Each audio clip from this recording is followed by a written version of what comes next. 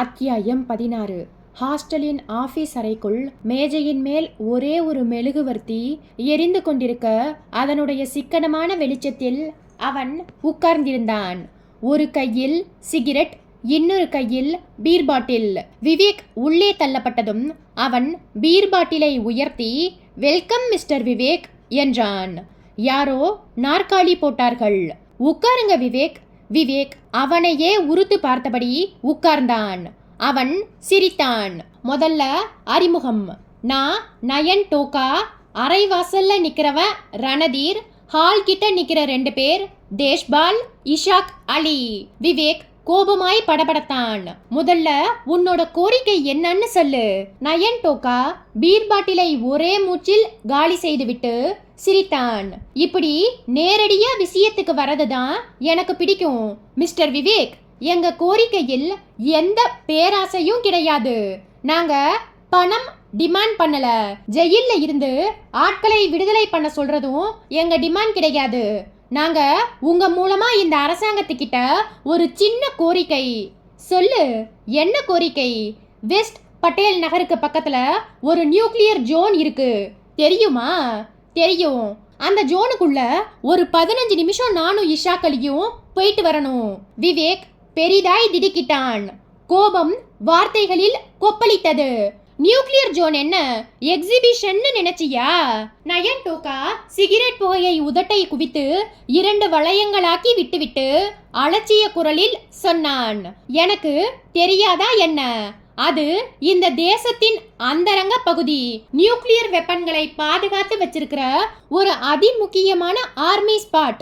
முப்படை தளபதிகள், இராணுவத்தின் உயர் அதிகாரிகள், இந்தியாவின் ஜனாதிபதி, பிரதம மந்திரி, இராணுவ மந்திரி இவர்களை தவிர வேறு யாருக்கும் இந்த நியூக்ளியர் ஜோனில் பிரவேசிக்க அனுமதி கிடையாது. இதெல்லாம் எனக்கு நல்லாவே தெரியும். அந்த லிஸ்டில் நாங்களும் இணையணும். இது சின்ன கோரிக்கை இல்ல, ஆபத்தான கோரிக்கை.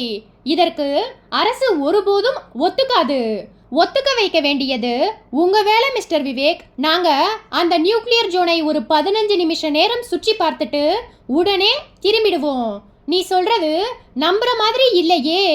நியூக்ளியர் ஜோனை எதுக்காக வெறுமன சுத்தி பார்க்கணும்? ஒரு ஆசைதான். இது விபரீத ஆசை. உன்னோட இந்த ஆசைக்கு இந்த அரசு என்னைக்குமே ஒத்துக்காது. அப்படின்னா ரிமோட் கண்ட்ரோலை தட்டி அந்த புளுட்டோனியம் கோட்டிங் RDX டைனமைட்டை வெடிக்க பண்ணலாமா?" விவேக் மௌனமாக இருக்க நயன் டோகா வெளியே எட்டி பார்த்து குரல் கொடுத்தான். "ரணதீர்." டெல்லி எருமை சைஸில் ரணதீர் உள்ளே வந்தான். கையில் டபுள் ரோல் பிஸ்டல் ஒன்று முளைத்திருந்தது. நயன் டோகா சொன்னான். "ரணதீர், இருக்கிற பெண்கள்லயே சின்ன வயசு பொண்ணு யாரோ அவளை இங்கே கொண்டா." ரணதீர் நகர்ந்தான். விவேக் பதைப்பாய் காத்து கொண்டிருக்கும் போதே ரணதீர் ஒரு 17 வயது பெண்ணின் தலைமுடியை பற்றி தரதரவென்று இழுத்து கொண்டு வந்தான். அந்த பெண் போட்ட கூச்சலில் விவேக்கின் அடிவயிறு கலங்கியது. "சார், என்னை காப்பாத்துங்க சார், காப்பாத்துங்க சார்." நயன் டோகா ரணதீர் கையில் இருந்த டபுள் ரோல் பிஸ்டலை வாங்கி கொண்டு புல்லட் சாம்பரை சரி பார்த்தபடி ரணதீரிடம் சொன்னான். "அவளை அந்த மூலையில கொண்டு போய் நிறுத்து." வலுக்கட்டாயமாய் நிறுத்தப்பட்டாள். நயன் டோகா அவளை குறிப்பார்த்து கொண்டே சொன்னான். "இப்ப சொல்லு விவேக், உன்னோட பதில.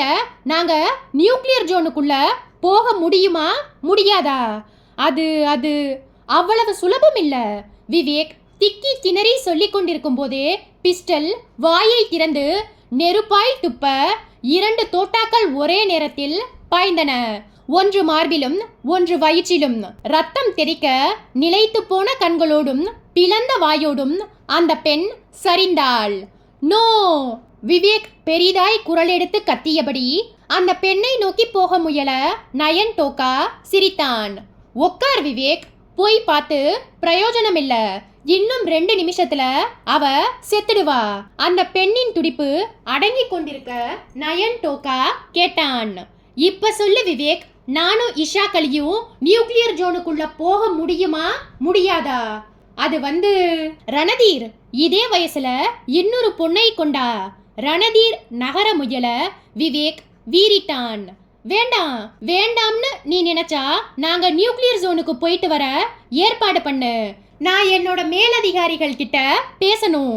போய் பேசிட்டு வா. உனக்கு 1/2 மணி நேரம் டைம். அதுக்குள்ள எனக்கு முடிவு தெரியணும்.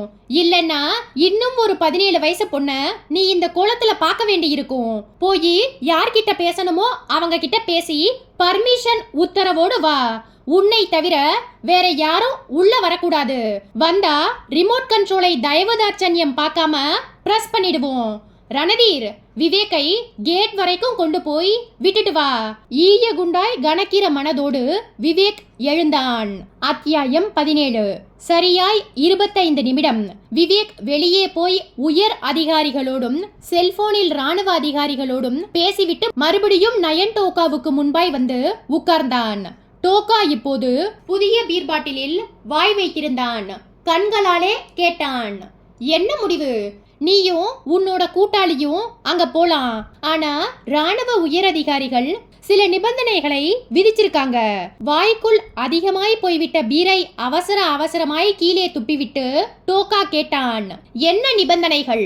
அந்த நியூக்ளியர் ஜோனுக்குள்ள நீயும் இஷாக்கலியும் மட்டும் தானே போக போறீங்க? ஆமா. அப்படி போகும்போது நானும் உங்க கூட வருவேன். நீ சொன்னாலும் சொல்லலன்னாலும் எங்க கூட வரப்போறது நீதான். முதல் நிபந்தனை ஓகே. 2வது நிபந்தனை என்ன? நியூக்ளியர் ஜோனுக்குள்ள 15 நிமிஷத்துக்கு மேல இருக்க கூடாது. இருக்க மாட்டோம். 16வது நிமிஷம் வெளியே இருப்போம். 3வது நிபந்தனை ஏதாவது இருக்கா? இருக்கு. என்ன? உங்க 2 பேரையும் தரோவா செக் பண்ணி பார்த்துதான் நியூக்ளியர் ஜோனுக்குள்ள அனுப்ப முடியும். எந்த ஆயுதமும் உங்ககிட்ட இருக்க கூடாது. டோகா சிரித்தான். ஒரு குண்டூசி கூட இருக்காது. நானும் இஷாக்கலியும் உடம்புல துணி இல்லாம கூட உங்க நியூக்ளியர் ஜோனுக்குள்ள வர தயார். எங்க 2 பேரையும் உங்க பாதுகாப்பு படை தரோவா செக் பண்ணிக்கலாம். உங்க தரப்பிலிருந்து வந்த 3 நிபந்தனைகளையும் நான் மீற போறது கிடையாது. உங்க நியூக்ளியர் ஜோனை பார்த்து முடிச்சதும் போலீஸ் கைக்கு சிக்காம தப்பிச்சு போறதுக்கு ஒரு ஏற்பாடு பண்ணி வச்சிருக்கோம். அதுக்கு போலீஸ் ஒத்துழைக்கணும். போலீஸ் அப்படி ஒத்துழைப்பு கொடுத்துட்டா நாங்களும் யாருக்கும் எந்த உயிர் சேதத்தையும் உண்டாக்காம டைனமைட்டை ஊமையாக்கி எடுத்துக்கிட்டு போயிடுவோம். என்ன சரியா? விவேக் யோசித்து விட்டு தலையாட்டினான். சரி, இங்க இருக்கிற பெண்கள் யாருக்கும் எந்த ஆபத்தும் ஏற்படக்கூடாது. அது நீங்க நடந்துக்கிற விதத்தை பொறுத்து இருக்கு. இந்த ஹாஸ்டல் கேம்பஸுக்குள்ள யாராவது அத்துமீறி உள்ள நுழைஞ்சா அதை பார்த்துக்கிட்டு நாங்க சும்மா இருக்க மாட்டோம். சரி, கிளம்பு. வெளியே ஜீப் காத்துக்கிட்டு இருக்கு.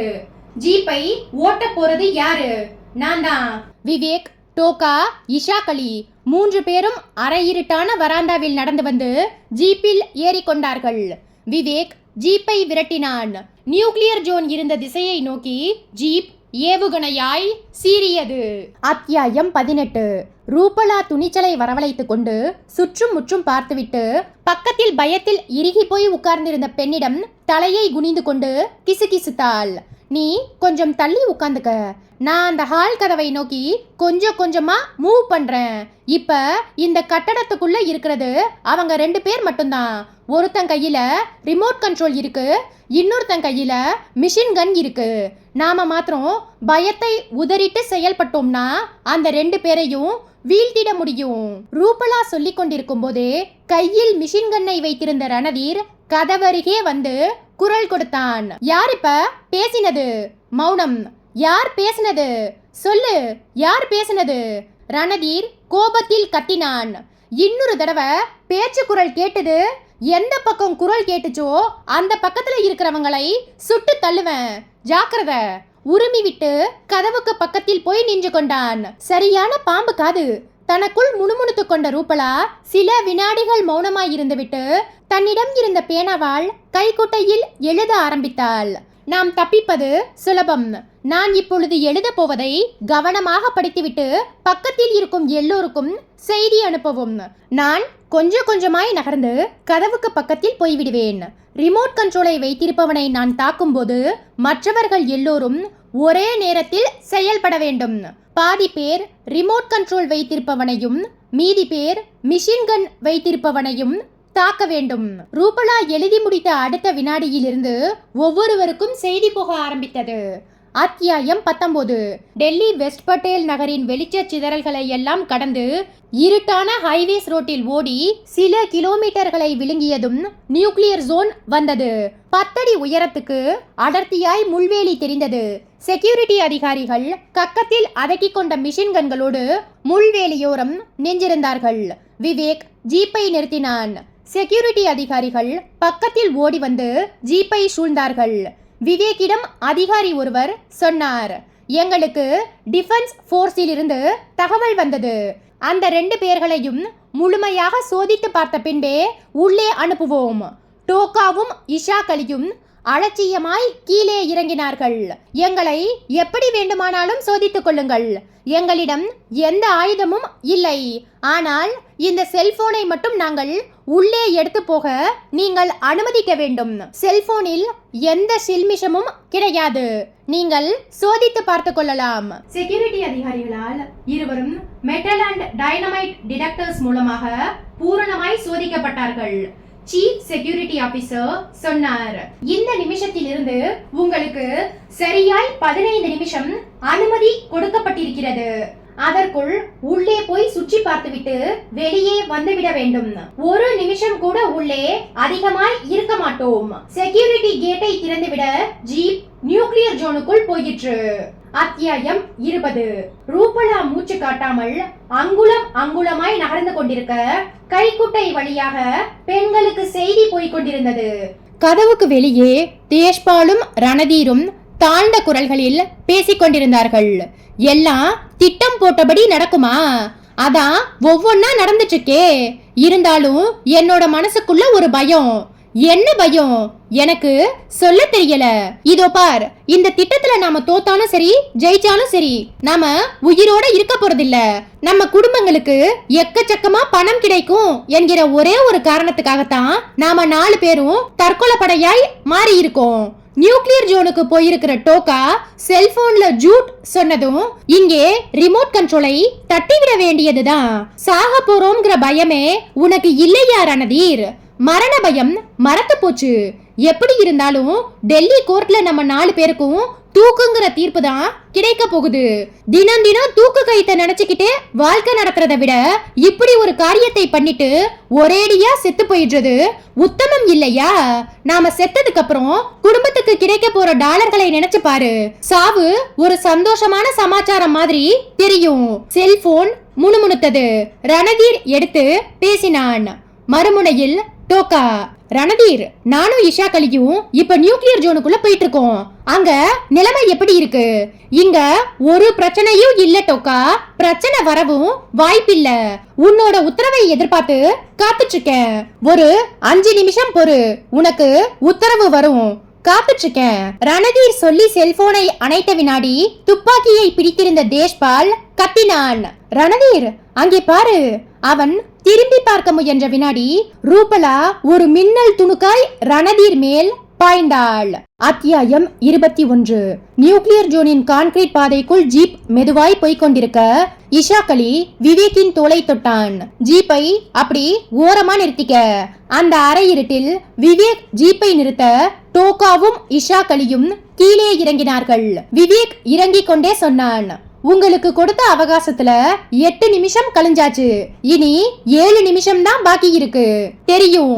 அலட்சியமாய் சொன்ன டோகா 100 மீட்டர் தூரத்தில் தெரிந்த அலுமினியம் பெயிண்ட் அடிக்கப்பட்ட ராட்சச சைஸ் கண்டெய்னர்களை சுட்டி காட்டியபடியே கேட்டான். அதெல்லாம் என்ன கண்டெய்னர்ஸ்? அது தெரியுது.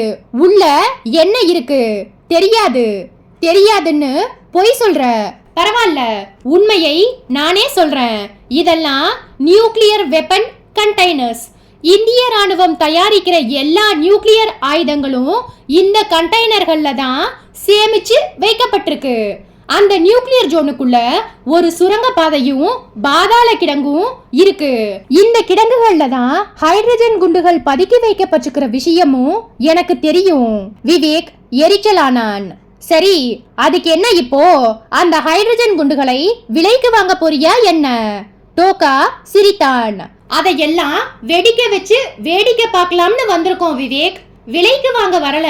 விவேக் திகைப்பாய் பார்த்து கொண்டிருக்கும் போதே இஷாக் அலி தன் சட்டையை கலற்றினான். வெற்று மார்போடு புன்னகைத்துக் கொண்டு நிற்க டோகா அவனுக்கு பக்கத்தில் வந்து நின்று அவனுடைய இடது கையை பிடித்து அரைவட்டமாய் சுழற்றி பின் வலது பக்கமாய் திருகி ஒரு இழுப்பு இழுத்தான். இஷாக் அலியின் இடது கை ஏதோ ஒரு பொம்மையில் இருந்து பீத்தி எடுக்கப்பட்டது போல் தனியாய் டோகாவின் கைக்கு வந்தது. விவேக் வியப்புக்குள் விழுந்து சுவாசிக்க திணற டோகா பீக்கப்பட்ட இஷாக் அலியின் இடது கையோடு சிரித்தான். என்ன விவேக் அப்படி பாக்குற? இஷாக் அலிக்கு ஒரு கை கிடையாது, இது ஒட்டுக்கை. இந்த ஒட்டுக்கைக்குள்ள என்ன இருக்குன்னு பார்க்கலாமா? டோகா அந்த ஒட்டுக்கையின் மேல்பாகத்தில் பொருத்தியிருந்த ஜிப்பை பிடித்து ஒரு இழுப்பு இழுக்க அது வெள்ளரி பழம் போல் விண்டு கொண்டு உள்ளே கருப்பாய் நீளமாய் எதையோ காட்டியது. டோகா அதை எடுத்தான். 1 அடி நீளத்தில் துப்பாக்கி மாதிரி இருந்தது. விவேக் அதையே பயமாய் பார்த்தான். இது என்னன்னு பாக்குறியா விவேக்? இது FDPன்னு செல்லமா அழைக்கப்படுகிற ஃப்ளையிங் டைனமைட் பிஸ்டல். இந்த பிஸ்டலுக்குள்ள 8 பவர்ஃபுல் யுரேனியம் தோட்டாக்கள் இருக்கு. ஒவ்வொரு தோட்டாவும் ஒரு மினி அணுகுண்டுக்கு சமம். நியூக்ளியர் ஜோனோட 8 திக்குக்கும் இத இப்ப பிரயோகம் பண்ண போறோம். நோ! விவேக் கத்திக்கொண்டே முன்னால் வர முயல டோகா பிஸ்டலை உயர்த்தினான். நீ கொஞ்சம் நகர்ந்தாலும் முதல் தோட்டா ஓ மேலதான் பாயும். விவேக் உறைந்த பார்வையோடு சுற்றுமுற்றும் பார்த்தான். தொலைவில் செக்யூரிட்டிகள் டார்ச் லைட்டுகளோடு தெரிந்தார்கள். டோகா சிரித்தான். இந்த நியூக்ளியர் ஜோனுக்குள்ள இப்படி வர கடந்த 6 மாச காலமா திட்டம் போட்டோம். இதுக்காக இஷாக் அலியோட ஒரு கைய ஆபரேஷன் பண்ணி எடுத்தோம். அவனுடைய கை தோலையே உபயோகப்படுத்தி வித்தியாசம் தெரியாம செயற்கையா ஒரு கையை உருவாக்கி அதுக்குள்ள இந்த ஃப்ளையிங் டைனமைட் பிஸ்டலை பதுக்கி இஷாக் அலிக்கு பொருத்தினோம். பாலிகஞ்ச் ஜெயில் சூப்பரண்டன்ட் இந்த விஷயத்தில் எங்களுக்கு செய்த உதவிகள் ஏராளம். இஷாக் அலி குறுக்கிட்டான். இந்த பிஸ்டல்ல இருக்கிற 8 யுரேனியம் தோட்டாக்களை இந்த நியூக்ளியர் ஜோனுக்குள்ள உபயோகப்படுத்தினா அதனோட விளைவுகள் எப்படி இருக்கும்னு தெரியுமா விவேக்? 10 நிமிஷத்துக்குள்ள டெல்லி ஒரு சாம்பல் மேடா மாறிடும். ஜனத்தொகையில 90% பேரு உடல் ஊனங்களோடு உயிருக்கு போராடிக்கிட்டு இருப்பாங்க. இஷாக் அலி சொல்லிக் கொண்டிருக்கும் போதே டோகா கிழக்கு பக்கத்தில் தெரிந்த கண்டெய்னரை குறிவைத்தான். அத்தியாயம் 22. ரூபலாவின் அந்த திடீர் பாய்ச்சலை எதிர்பார்க்காத ரணதீர் சுதாரித்து அவளை தாக்க முயற்சி செய்வதற்குள் ரூபலாவின் கண்ணாடி வளையல் கை அவனுடைய முகத்தில் ரஃப் என்று மோதியது. வளையல் உடைந்து ரணதீரின் முகத்தை இரத்த சிராய்ப்புகளுக்கு உள்ளாக்கி தடுமாற வைத்த வினாடிகளில் ரூபலாவின் இடது கை ரணதீரிடம் இருந்து ரிமோட் கண்ட்ரோலை தட்டி பறித்தது. மேற் சொன்னவை எல்லாம் 2 வினாடி நேரத்தில் நடந்து முடிந்திருக்க அதே 2 வினாடிகளில் பெண்களில் பாதி பேர் தேஷ்பாலையும் மீதி பேர் ரணதீரையும் சூழ்ந்தார்கள். மெஷின் கன்னை உபயோகப்படுத்த முயன்ற தேஷ்பால் கீழே தள்ளப்பட்டான். மெஷின் கன் பிடுங்கப்பட்ட ரணதீர் கும்பலினின்றும் விடுபட்டு ஓட ஆரம்பித்தான். வராந்தா இருட்டில் தபதபவென்று ஓடி கிடைத்த ஒரு அறைக்குள் நுழைந்து கதவை தாளிட்டு கொண்டு தீக்குச்சி உரசி அதன் வெளிச்சத்தில் செல்போனின் எண்களை தட்டிவிட்டு வேகமாய் பேச ஆரம்பித்தான். டோகா, என்ன இங்க நிலைமை மோசம், என்னாச்சு? ரணதீர் விபரம் சொல்ல டோகா சீறினான். முட்டாள்களே, எப்படி ஏமாந்தீங்க? சொல்லிட்டு இருக்க நேரம் இல்ல. இப்ப என்ன செய்ய? தப்பிக்க முடியுமா? முடியாது போலிருக்கு. ரணதீர் சொல்லிக் கொண்டிருக்கும் போதே வெளியே பூட்ஸ் சத்தத்துடன் கதவு இடிபடும் சத்தம் கேட்டது. அத்தியாயம் 23. செல்போனில் பேசிக் கொண்டிருந்த டோகாவின் முகம் மாறுவதை கவனித்த இஷாக் அலி கேட்டான். டோகா வெறுப்பாய் புன்னகைத்தான். ரணதீரும் தேஷ்பாலும் போலீஸ்ல மாட்டிக்கிட்டாங்க. அவங்கள பத்தி இனி நாம கவலைப்பட வேண்டாம். நம்ம எய்ம் படி திட்டத்தோட கடைசி பகுதிக்கு வந்துட்டோம். இனி இந்த நியூக்ளியர் ஜோனை ஹதம் பண்ணுவோம். டோகா சொல்லிக்கொண்டே நியூக்ளியர் ஜோனின் கிழக்கு பக்கமாய் இருந்த கண்டெய்னரை நோக்கி கையில் வைத்திருந்த ஃப்ளையிங் டைனமைட் பிஸ்டலால் சுட்டான். கிளிக்! பிஸ்டல் இயங்கவே இல்லை. ட்ரிகரின் ஸ்பிரிங் ஊமையாய் செயல்பட்டது. டோகா மறுபடியும் ட்ரிகரை சுண்டினான். கிளிக்! தோட்டா வெளியே வர மறுத்தது.